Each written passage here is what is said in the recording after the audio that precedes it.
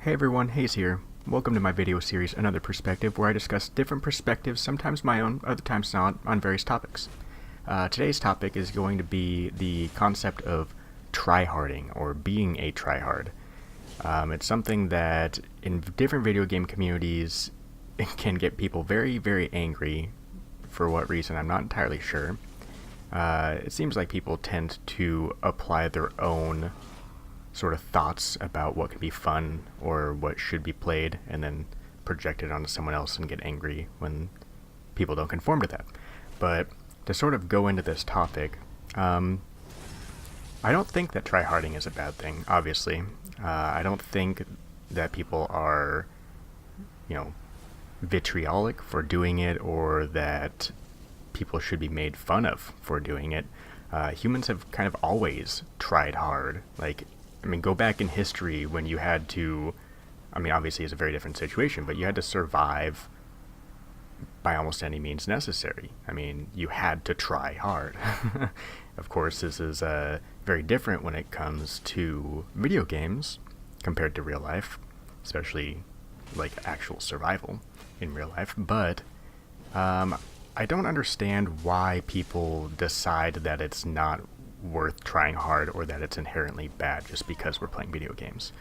And people also have a lot of different sort of definitions for tryharding. Some people just view it as using the most OP either weapons or champions, whatever game you're playing, of any current meta. And then others just tend to actually attribute it to like a play style rather than an actual a weapon itself. And this is kind of mostly coming from Dark Souls 3 community, so I'll probably use a lot of references there. But so we've got a couple different definitions of it, and within those sort of two definitions I just outlined, there are different weapons that people perceive to be overpowered and thus view people as tryhards when they use them, or different play styles that people dislike playing against and call them out as a tryhard when they play against them. And really, we as gamers shouldn't be trying to project our own likes and dislikes onto the way that other people are playing the game. There are certain metas, there are certain ways that are considered strong, but just because a person likes to use those methods doesn't mean that they are inherently bad.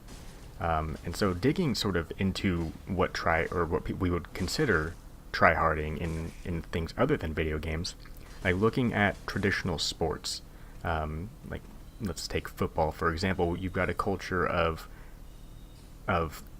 coaches and players that find value in really absolutely giving it your all. Like the concept of try hard as a bad thing just doesn't exist there.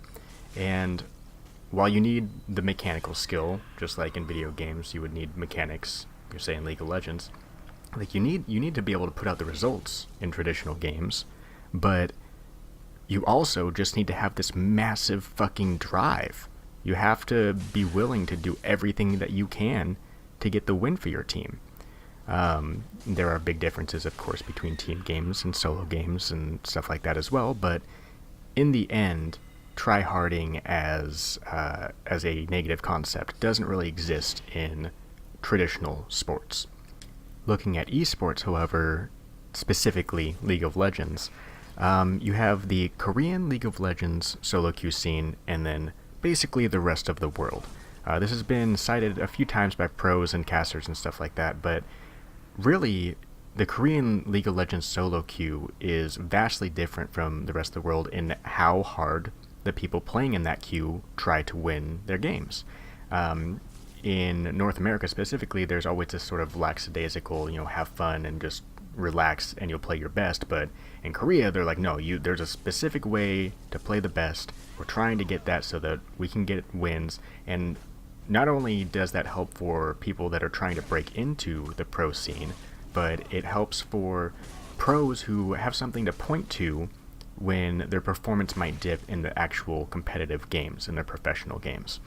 Now, I don't think that tryharding is the only reason that, Korean solo queue is considered to have a a higher skill level be more indicative of a good thing to have. But I think that it's at least that concept of, you have to try hard plays a role. And really, if there's anything to sort of take away from it, in terms of playing video games, tryharding is always going to fall on, I sort of perceive it as a Venn diagram. You have the circle of efficient play, and in, say, speedrunning, this is just whatever you have to do to get the world record for that speedrun for that game. If it's in like PvP, for any really PvP game, it's the meta that is generally required to get wins and the play style that you have to play to consistently get those wins. So that's one circle of the Venn diagram. And then there's the personal preference circle, where it's just, what do I like playing? What do I enjoy playing? And for most people, there's the overlap section, and it can be a certain size. It can incorporate certain things about efficient play, or what's considered tryhard in PvP, and it can overlap with your personal preference. So say you just happen to like the S stock in Dark Souls 3. If you like the S stock and you just personally prefer to play it, then you shouldn't be called a tryhard for trying to win in the most efficient way if you're just playing it because you like to play with it. But it still falls in the circle of tryhard weapons in that manner. And these Venn diagrams are ever changing. You're not going to have a Venn diagram. There isn't a static Venn diagram of personal preference and efficient play, obviously, because the efficient play parts changes between the games and the patches of the games, and then personal preference is your personal preference. So really, at the end of the day, we should just be trying to enjoy whatever video game we're playing in whatever way that we can, and not really worry about how other people are playing the game. Just have fun in the way that we enjoy having fun. Just try to look at it from another perspective.